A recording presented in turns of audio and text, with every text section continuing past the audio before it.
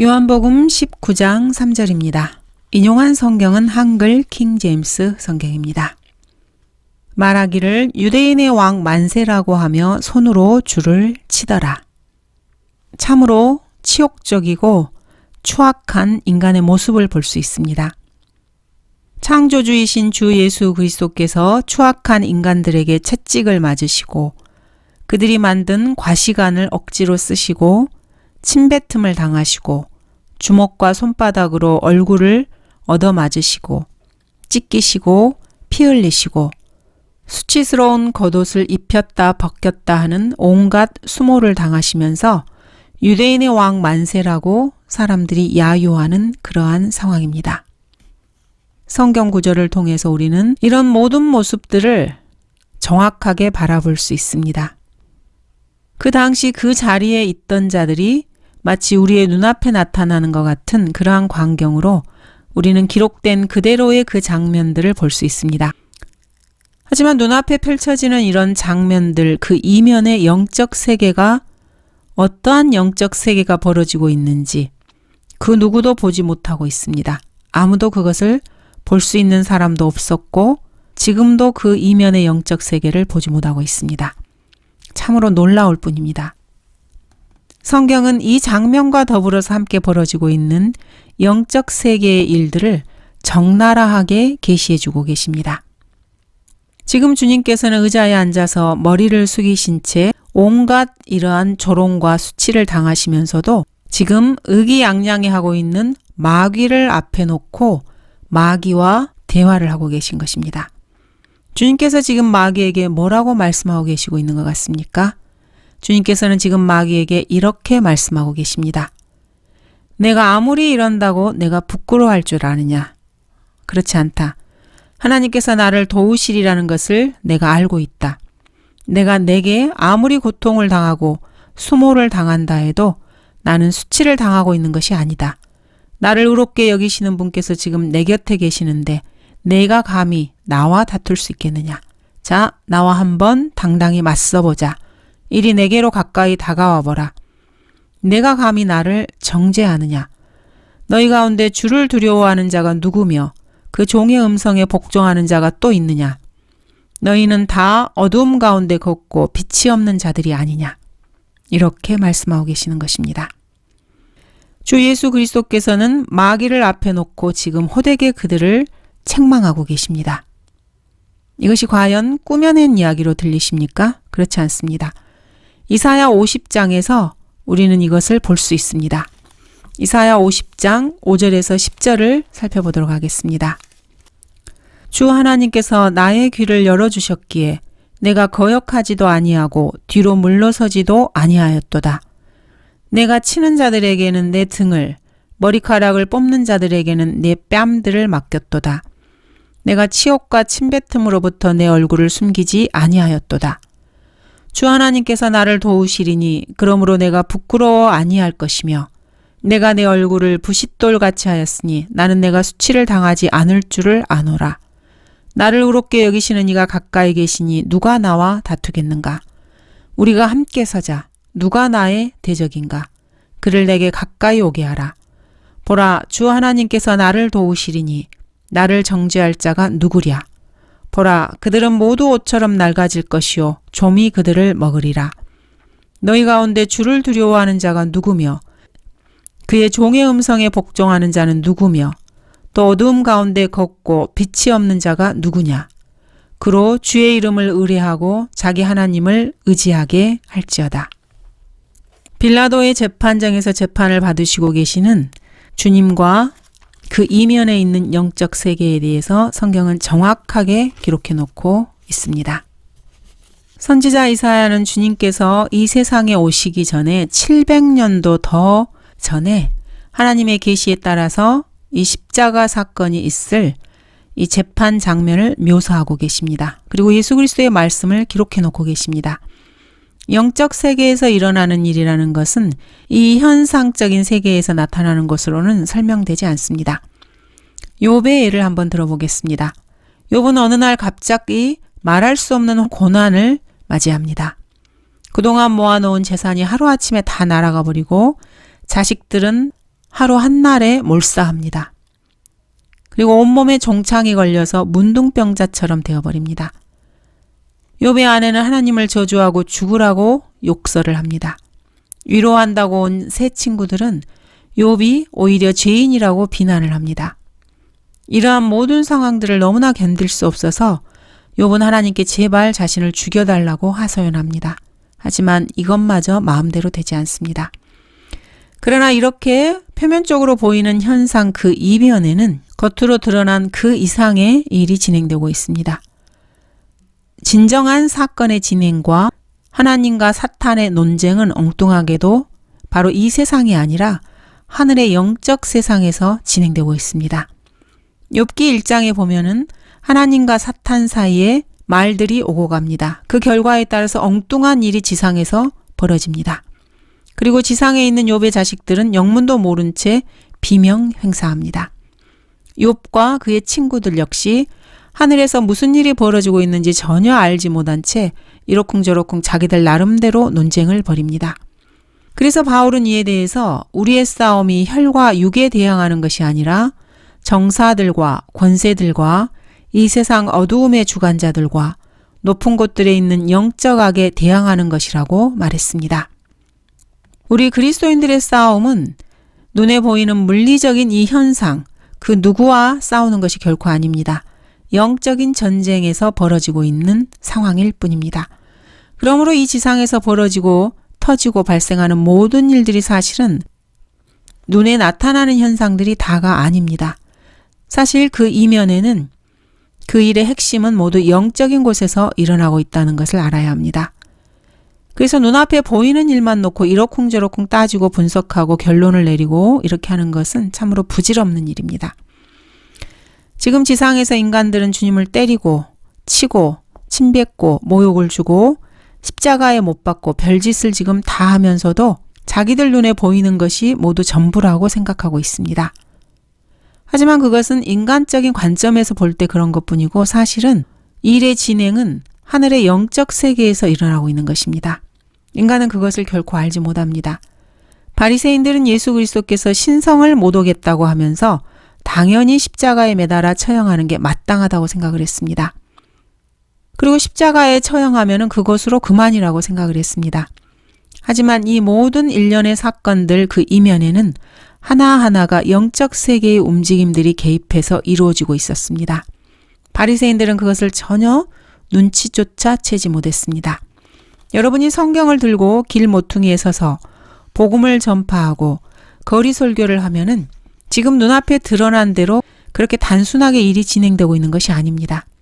그것을 그리스도인들은 반드시 인식하고 있어야 합니다.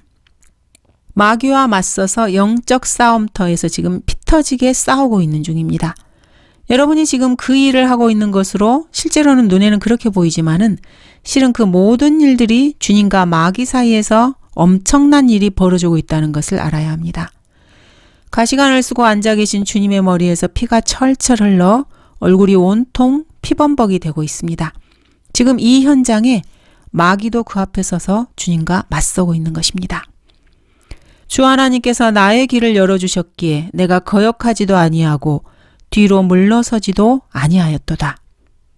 이봐 병사들 뭐하고 있는 거야? 가시관을 더 내려쳐. 더 세게. 이렇게 마귀가 다그칩니다. 내가 치는 자들에게는 내 등을, 머리카락을 뽑는 자들에게는 내 뺨들을 맡겼도다. 내가 치욕과 침뱉음으로부터 내 얼굴을 숨기지 아니하였도다. 아, 뭐하고 있는 거야? 뺨을 더 때리라니까? 침도 더 뱉어? 마귀가 성화를 부립니다. 주 하나님께서 나를 도우시리니 그러므로 내가 부끄러워 아니할 것이며 내가 내 얼굴을 부싯돌같이 하였으니 나는 내가 수치를 당하지 않을 줄을 아노라. 정말 그래? 어디 한번 볼까? 이봐 병사들 손바닥으로 얼굴을 한 번 더 후려쳐 봐봐. 옳지 좋아. 이래도 네가 입을 계속해서 놀릴 거야? 자 이봐 병사들 가시관을 더 세게 후려쳐. 마귀가 계속해서 충동질합니다. 나를 의롭게 여기시는 이가 가까이 계시니 누가 나와 다투겠는가? 우리가 함께 서자. 누가 나의 대적인가? 그를 내게 가까이 오게 하라. 보라 주 하나님께서 나를 도우시리니 나를 정죄할 자가 누구랴? 보라 그들은 모두 옷처럼 낡아질 것이요 좀이 그들을 먹으리라. 뭐? 옷처럼 낡아진다고? 안 되겠네. 병사들 옷을 벗겨버려. 마귀가 계속해서 성화를 부립니다. 너희 가운데 주를 두려워하는 자가 누구며 그의 종의 음성에 복종하는 자는 누구며 또 어두움 가운데 걷고 빛이 없는 자가 누구냐. 그로 주의 이름을 의뢰하고 자기 하나님을 의지하게 할지어다. 이래도 그래. 좋아. 힘껏 내리쳐. 채찍을 더 힘껏 말이야. 더 힘껏 갈기갈기 찢어버려. 살을 찢고 뼈가 드러나게 채찍을 내려쳐. 불을 붙여 그 불꽃에 둘러싸인 너희 모두는 보라. 너희 불빛 가운데서와 너희가 불 붙인 불꽃 가운데서 걸으라. 이것이 너희가 내 손에서 얻을 것이니 너희가 슬픔 가운데 누우리라. 예수 그리스도와 마귀 사이에는 이렇게 치열한 논쟁이 진행됩니다. 주님께서는 마귀와 마주하고 앉아서 1대1로 지금 싸우고 계십니다. 이 싸움은 주님께서 십자가에서 숨을 거두시면서 다 이루었다고 말씀하실 때 끝나게 됩니다. 이때가 되면은 마귀는 자신의 입에서 어이쿠 하고 외마디 비명을 지르게 됩니다. 어떻습니까? 눈에 보이지 않는 영적 세계에서는 지금 이런 일이 벌어지고 있습니다. 여러분도 이런 싸움을 싸워야 합니다. 영적 전쟁이라는 것은 바로 이런 싸움을 말합니다. 영적 전쟁이라고 하니까 무슨 추상적이거나 판타지의 세계에서 일어나는 그런 싸움이라고 생각하는 사람들이 있습니다. 결코 그렇지 않습니다. 영적 싸움은 실제 싸움입니다. 사실은. 영적 전쟁이라고 하니까 무슨 동화나 디즈니랜드 이야기 정도로 생각해서는 안 됩니다. 이 싸움이야말로 여러분이 지금 싸우고 있는 실제적인 싸움입니다. 그러므로 여러분은 세상이 여러분에게 어떻게 대적해 오더라도 나를 의롭게 여기시는 이가 가까이 계시니 누가 나와 다투겠는가? 우리가 함께 서자. 누가 나의 대적인가? 그를 내게 가까이 오게 하라. 보라, 주 하나님께서 나를 도우시리니 나를 정죄할 자가 누구냐? 이렇게 말하면서 딱 버티고 서 있어야만 합니다.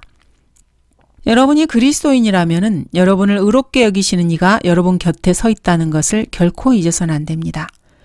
여러분을 의롭게 여기시는 그분을 의지해서 그 자리에 똑바로 서 있어야 합니다. 상대는 바로 이 우주에서 가장 막강한 힘을 가진 사탄이라는 사실을 잊어서는 안 됩니다. 바울은 이렇게 말합니다. 하나님께서 택하신 자들에게 누가 혐의를 씌우리요? 의롭다 하시는 분은 하나님이시니라. 누가 정죄하리요? 죽었다가 다시 살아나신 분은 그리스도시라. 그분은 또한 하나님의 오른편에 계셔서 우리를 위하여 중보하시느니라. 누가 우리를 그리스도의 사랑에서 떼어놓을 수 있으리요? 환난이나 공경이나 박해나 기근이나 헐벗음이나 위험이나 칼이랴. 이 영적 싸움에서 바울은 오직 하나님, 그리스도만을 유일한 무기로 내세웁니다. 그리스도가 아니시라면 여러분은 환난이나 공경이나 박해, 기근, 헐벗음, 위험 앞에서 마치 집단처럼 맥없이 쓰러질 수밖에 없습니다. 여러분이 그리스도인이라면 마귀를 결코 우습게 여겨서는 안 됩니다. 마귀를 무슨 도깨비 장난쯤으로 생각하는 사람들이 있습니다. 마귀, 그 자는 주 예수 그리스도를 대적할 만한 그런 엄청난 자입니다. 주 예수 그리스도 그분이 아니라면 그 누구도 마귀를 당해낼 도리가 없습니다. 그래서 바울은 이렇게 결론을 내립니다. 그러나 이 모든 일에서 우리를 사랑하시는 그분으로 말미암아 우리가 이기는 자들보다 더 나으니라. 바울은 그분으로 말미암아라고 말합니다. 그분으로 말미암아. 결코 잊어서는 안 됩니다. 그분으로 말미암아. 주님께서 마귀를 대적해서 영적 싸움을 벌이고 계실 때 마귀의 공격이 어찌나 완강하고 거셌던지 주님께서는 거의 싸움을 포기하고 싶으실 정도였습니다.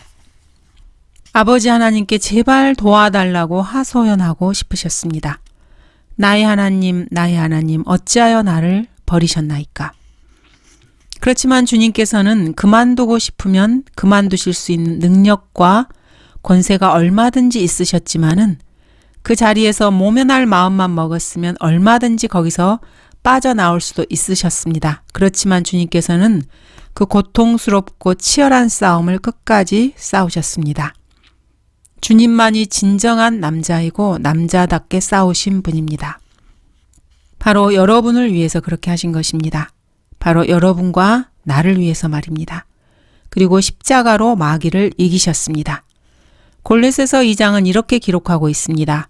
우리를 거스르고 우리를 대적한 손으로 쓴 법령을 지워버리고 또 그것을 그의 십자가에 못 박아 없애셨으며 정사와 권세를 벗겨내어 그것들을 공개적으로 나타내시고 십자가로 그들을 이기셨느니라. 주 예수 그리스도께서는 십자가에서 마귀를 이기셨고 그의 추악한 몰골을 벗겨내어 그것들을 공개적으로 나타내시고 마귀를 엉망진창으로 만들어버리셨습니다. 천사들, 천사장, 스랍들, 그룹들, 정사들과 권세들, 마귀들과 모든 영적 존재들이 마치 극장에 만원을 이루어 무대를 지켜보듯이 모두들 두 눈으로 똑똑히 이런 일들을 보는 가운데서 일어난 것입니다. 그리고 주님께서 마침내 승리하셨습니다. 4절 그때 빌라도가 다시 나와서 그들에게 말하기를 보라 내가 그 사람을 너희에게 데려왔노라.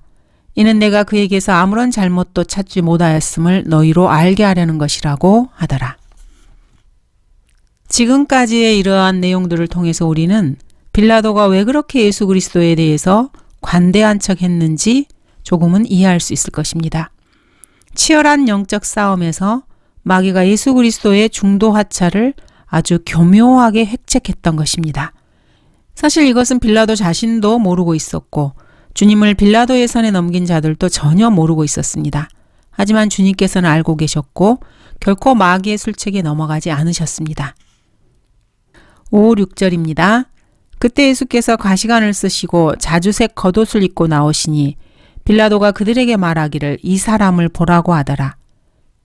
그러므로 선임 제사장들과 관원들이 주를 보고 소리질러 말하기를 그를 십자가에 못 박으소서 그를 십자가에 못 박으소서 하니 빌라도가 그들에게 말하기를 너희가 그를 데려가서 십자가에 못 박으라. 나는 그에게서 아무런 잘못도 찾지 못하였노라고 하니라. 대제사장들과 그의 수하들, 눈먼 장님들이 영적 세계를 어떻게 볼 수 있었겠습니까? 그들은 마치 피냄새를 맡은 짐승처럼 더욱 피에 목말라 했을 뿐입니다. 역사적으로 볼 때 성경대로 믿는 하나님의 사람들의 피를 흘리게 했던 사람들은 로마 카톨릭이라는 거대한 종교 조직을 운영했던 종교 지도자들이었습니다. 이것은 결코 우연이 아닙니다. 모양만 달라졌지 지금 이 시대에도 성경을 공격하고 하나님의 말씀에 대적하며 성경대로 주님을 섬기고자 하는 사람들을 박해하는 모든 자들이 기독교라는 각종 종교단체에 관여하고 있는 종교 지도자들입니다. 이 역시 결코 우연이 아닙니다. 너희가 그를 데려가서 십자가에 처형하라. 나는 그에게서 아무런 잘못도 찾지 못하였노라. 이것은 마치 마귀의 진영에서 의견 대립으로 심각한 분란이 일어난 것처럼 보입니다. 7절 유대인들이 그에게 대답하기를 우리에게는 율법이 있는데 우리의 율법에 따르면 그는 마땅히 죽어야 하나이다. 이는 그가 자신을 하나님의 아들이라고 했기 때문이다 라고 하더라. 이 사람들이 처음에 예수 그리스도를 빌라도에게 끌고 왔을 때 고소했던 것은 이런 이유 때문이 아니었습니다. 이들이 비록 자기들 내부적으로 보라 너희는 방금 그가 하나님을 못 어가는 것을 들었도다. 그는 사형에 해당한다. 이렇게 결론을 내렸지만은 빌라도에게는 우리 민족을 현혹하고 카이사에게 세금 바치는 것을 금하며 자칭 그리스도인 왕이라고 하더이다. 이 세 가지 정치적 죄를 빙자해서 주님을 고소했습니다. 요한복음에서도 예수 그리스도를 그냥 행악자라는 죄목으로 고소했습니다. 결코 신성모독죄로 고소한 것이 아닙니다. 그런데 여기서 갑자기 자신을 하나님의 아들이라고 했기 때문에 신성모독죄라고 말하고 있습니다. 이제는 왕이라고 말하지도 않고 하나님의 아들이라고 말하고 있습니다. 그래서 빌라도의 두 눈이 휘둥그레집니다. 하나님의 아들이라는 말에 빌라도는 덜컥 겁이 난 것입니다.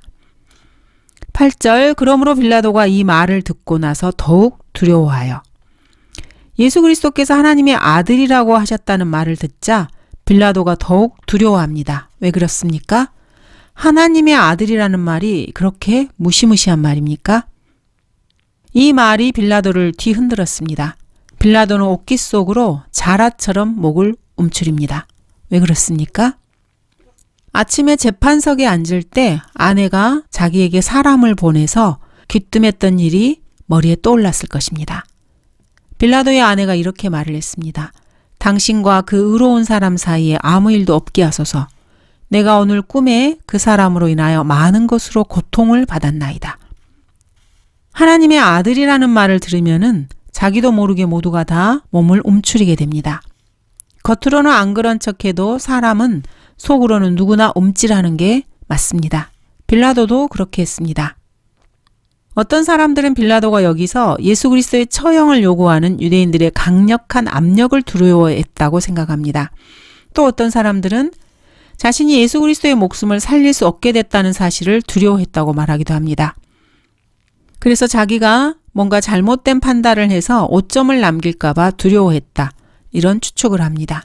하지만 이것은 성경을 전혀 모르는 말들입니다.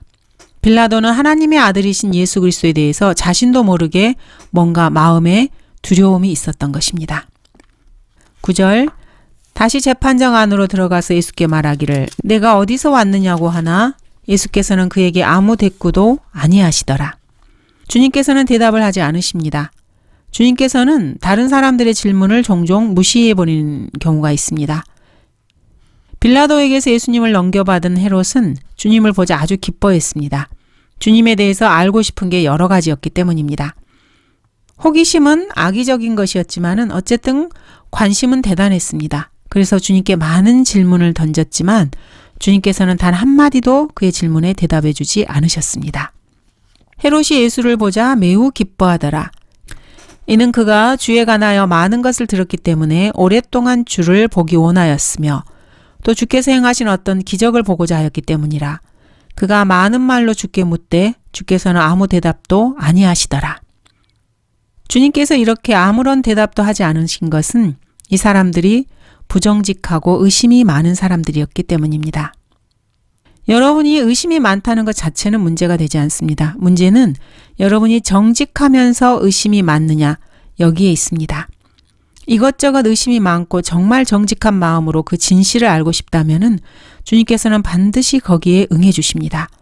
그러나 진실을 왜곡하고 진리를 대적하기 위해서 이것저것 꼬투리나 잡고 트집을 잡으면서 끈질기게 질문을 한다면은 주님께서는 그런 사람들의 질문에는 전혀 대응하지 않으십니다. 지금 헤롯의 경우가 그런 경우입니다. 주님께서는 상대가 질문을 해올 때 질문하는 자세가 진지하지 않거나 조롱하는 자세일 때도 절대로 거기에 응해주지 않으십니다. 요한복음 18장 38절에서 진리가 무엇이냐 이렇게 빌라도가 질문을 했지만 주님께서는 들은 척도 하지 않으셨습니다. 진지한 질문이 아니었기 때문입니다. 그런데 여기 9절에서 빌라도가 내가 어디서 왔느냐 이렇게 주님께 물은 데 대해서도 주님은 못 들은 척 하십니다. 이 질문은 사실 빌라도가 진지하게 물어본 것이었습니다.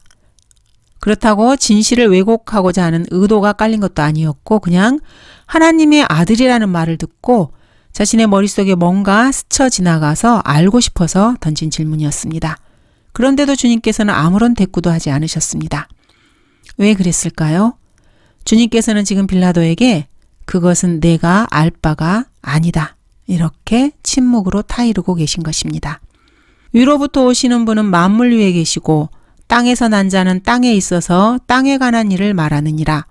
그러나 하늘에서 오시는 분은 만물 위에 계시느니라. 그런 것은 땅에서 나서 땅에 관한 일이나 처리하는 내가 알아봤자 아무 소용도 없으니까 어서 내가 땅에서 할 일이나 해라. 이렇게 주님께서는 침묵으로 충고하신 것입니다. 여러분은 주님께 어디서 오셨나요? 이렇게 물을 필요가 없습니다. 여러분은 이미 그것을 알고 있습니다. 여러분은 또 주님께서는 정말 하나님께로부터 오신 겁니까? 이렇게 재확인할 필요도 없습니다. 주님께서는 우주 밖에 셋째 하늘, 하나님께서 계신 그곳에서 오셨다는 것을 우리는 성경을 통해서 다 알고 있기 때문입니다. 그러나 이것은 여러분이 그리스도인이기 때문에 그것을 정확하게 알고 있고 또 그렇게 믿기 때문에 아는 것입니다. 하지만 구원받지 못한 죄인들은 어렴풋이 짐작은 하지만은 정확하게는 잘 알지 못합니다. 그리고 이러한 사실을 절대로 믿을 수도 없습니다. 빌라도는 주님의 침묵 때문에 속이 더 답답해집니다. 그래서 이번에는 주님을 위협합니다. 10절, 그때 빌라도가 주께 말하기를 내가 나에게 말하지 않느냐? 나에게는 너를 십자가에 못 박을 권세도 있고 너를 놓아줄 권세도 있다는 것을 알지 못하느냐고 하더라. 빌라도가 예수 그리스도께 던진 질문들과 그의 질문에 대한 주님의 반응을 한번 살펴보겠습니다. 내가 유대인의 왕이냐? 빌라도는 호기심 반, 조롱 반으로 이렇게 묻습니다. 그래서 주님께서는 그 말이 내 스스로 하는 말이냐? 아니면 다른 사람들이 나에 관하여 너에게 해준 말이냐? 이렇게 말씀하십니다. 빌라도의 질문에는 대답도 하지 않으시고 오히려 주님께서 빌라도를 신문하듯 물으십니다. 내가 유대인이냐? 빌라도가 짜증을 내면서 유대인에 대한 혐오감을 표현합니다. 그러나 지금은 나의 왕국이 여기에 속한 것이 아니니라. 주님께서는 왕이냐 이 여부보다 한술 더 뜨셔서 장차 이 땅에 세워질 왕국에 대해서 말씀하십니다. 그러면 내가 왕이냐? 빌라도는 왕이냐 하는 이 사실에 더 끈질기게 질문을 합니다. 내 말이 옳도다. 내가 왕이니라. 이를 위하여 내가 태어났고 이런 연유로 내가 세상에 왔으니 진리를 증거하려는 것이라. 왕이냐는 빌라도의 질문에 주님께서는 그것을 내가 알기는 잘 알고 있구나 이런 투로 시인하시면서 왕이냐는 이 사실보다는 왕국이라는 보다 포괄적인 그림을 보여주시면서 빌라도의 왕이냐는 이 질문에 자연스럽게 답변을 하십니다. 이것은 예수 그리스도의 특유의 화법입니다. 예를 들어서 19장 9절에서 내가 어디서 왔느냐 이렇게 빌라도가 질문을 했을 때 주님은 못 들은 척 무시해버리셨습니다. 그러면서 빌라도의 권세가 위에서 내게 주신 것이라는 사실을 먼저 알게 하시면서 어디서에 대한 답을 여기에 포괄적으로 내포하고 계십니다. 주님께서는 자신이 이 땅에 오신 목적이 무엇인지를 설명해 주십니다. 진리를 증거하려는 것, 이것이 주님께서 이 땅에 오신 목적이라는 것을 아주 이렇게 중요한 사실을 언급하십니다. 진리가 무엇이냐? 빌라도는 질문을 했다기보다는 진리라는 말을 비웃듯이 이렇게 내뱉습니다. 빌라도는 진리에는 전혀 관심이 없었습니다. 빌라도는 이 질문을 던지면서 주님의 대답을 들을 생각도 하지 않고 밖으로 나가서 유대인들에게로 갑니다. 진리? 웃기고 있네. 이렇게 조소를 보낸 것입니다. 그리고 주님께로 다시 돌아와서 이번에는 병사들을 시켜서 주님께 가시관을 씌우고 채찍질을 하고 손으로 얼굴을 때리고 자주색 옷을 입혀서 온갖 모욕과 수치를 끼칩니다. 그런데도 유대인들이 처형하라는 그런 요구가 계속되자 빌라도는 다시 주님께 질문을 던집니다. 내가 어디서 왔느냐? 이것은 사실 아주 심각한 질문이었습니다. 아주 진지한 질문이었죠. 빌라도는 자기가 들은 대로 하나님의 아들이라는 사실과 관련돼서 의미 있는 질문을 한 것입니다. 하지만 주님께서는 답변하지 않으셨습니다. 내가 나에게 말하지 않느냐? 나에게는 너를 십자가에 처형할 권세도 있고 너를 놓아줄 권세도 있다는 것을 알지 못하느냐? 이렇게 빌라도와 예수 그리스도의 질의응답이 진행됩니다. 이 과정에서 주님께서 대답하지 않으신 질문이 두 가지 정도 있습니다. 하나는 진리가 무엇이냐였고 또 하나는 어디서 왔느냐는 질문이었습니다. 진리에 대해서는 빌라도의 질문 자세가 진지하지 않았기 때문에 답변하지 않으셨습니다. 어디에서 왔느냐는 이 질문에는 그것은 내가 알 바 아니라 이런 식으로 무시해버리신 것입니다. 11절 예수께서 대답하시기를 위에서 내게 주신 것이 아니라면 너는 나를 대적할 아무런 권세도 갖지 못하였을 것이니라. 그러므로 나를 너에게 넘겨준 자는 더 큰 죄를 진 것이라고 하니 이 땅의 모든 권세는 다 위에서 주신 것입니다. 그러므로 권력을 잡고 있다고 뽐내거나 자랑할 것이 아무것도 없습니다. 위에 계신 분께서 언제든지 그 권세를 다시 철회시킬 수 있기 때문입니다. 인류 역사상 이 지구상에서 군림했던 권력자들 가운데서 이것을 정확하게 알고 있었던 권력자는 히브리 민족의 족장들 몇 분이었습니다. 그 외에는 아무도 없었습니다. 이것이야말로 정말로 놀라운 사실입니다. 모든 권력자들이 이 사실을 어렴풋이 짐작은 하고 있으면서도 이에 합당하게 처신하면서 권력을 행사하지 않았던 것입니다. 성령께서는 바울의 입을 통해서 이렇게 말씀하십니다. 각 사람은 위에 있는 권세자들에게 복종하라. 하나님께로부터 나오지 않은 권세는 없나니 모든 권세는 하나님께서 정하신 것이라. 그러므로 빌라도, 히틀러, 록펠러 그들이 뭔가 좀 안다면은 하나님께로부터 온 권세가 아니면은 이 사람들이 자기 자신들이 아무것도 할 수 없다는 것을 마음속 깊은 곳에서나마 조금은 알고 있어야만 했습니다. 이 사람들은 결코 이 사실을 자신들의 입 밖으로 발설한 적은 없습니다. 하지만 마음속 아주 깊은 곳에서 전해오는 뭔가를 그들은 듣고 있었습니다. 대통령, 왕, 세계 금융계의 대부, 이런 아주 높은 지위에 있는 그 사람들은 엄청난 권력을 휘두를 때 하나님의 허용하심이 없이는 그런 권력을 휘두를 수 없다는 사실을 무의식적으로 느낍니다. 이것을 지금 주님께서는 빌라도를 통하여 모든 권력자들에게 알려주고 계십니다. 내가 나를 십자가에 처형할 수 있다고 하나님께서 그 권세를 내게 주셨기 때문이다. 내가 나를 놓아줄 권세도 있다고? 그러나 하나님께서 그걸 허락치 않으시면은 어림도 없는 일이다. 이 말씀에 빌라도는 가슴이 철렁 내려앉습니다. 12절입니다. 이때부터 빌라도는 주를 놓아주려고 했으나 유대인들이 소리질러 말하기를 당신이 이 사람을 놓아주면 당신은 카이사의 친구가 아니니이다. 자신을 왕이라고 하는 자는 누구나 카이사를 대적하여 말하는 것이니이다 라고 하니라. 빌라도는 아주 크게 당황합니다. 그러나 빌라도가 예수 그리스도를 십자가에 처형하더라도 이 역시 당연히 하나님께서 주신 권세로 하는 것이니까 이것만 알고 있으면 전혀 문제될 게 없다고 예수 그리스도께서 지금 빌라도를 가르치고 계십니다. 감사합니다.